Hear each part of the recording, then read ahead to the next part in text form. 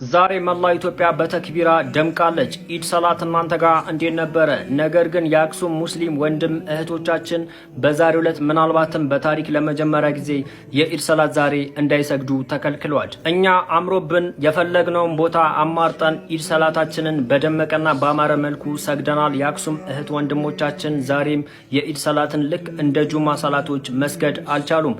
በዛሬው ዕለት የኢድ ሰላት በመቀለ ከተማ የተደረገ ሲሆን የትግራይ እስልምና ጉዳዮች ጠቅላይ ምክር ቤት በአክሱም ሙስሊሞች ጉዳይ ላይ መልእክት አስተላልፈዋል። የትግራይ እስልምና ጉዳዮች ፕሬዝዳንት በዛሬው ዕለት በመቀለ ከተማ በተደረገው ሰላት ላይ የአክሱም ሙስሊሞች መገለልና አዲሱ የቅዱስ ከተማ አዋጅ ፍትሃዊ ባለመሆኑ እንቃወማለን ሲሉ ተደምጠዋል። የአክሱም ሙስሊሞች ላይ እየተደረገ ያለው በደልና በቅርቡ እየተስፋፋ የመጣው ጭቆናን በጽኑ እንደሚቃወሙት አስረግጠው ደጋግመው ተናግረዋል። በዛሬው የኢድ ሰላት ላይ ሙስሊሞች ኢድ ሰላታችንን ስናከብር የአክሱም ሙስሊም ወንድም እህቶቻችን የጋዛ ሙስሊም ወንድም እህቶቻችን በዱዓ እያሰብን እንዲሆን ጥሬን አስተላልፋለሁ። ይህን ቪዲዮ በደንብ ሼር፣ ኮፒ ሊንክ፣ ሪፖስት ያደርጋችሁ አዳርሱት።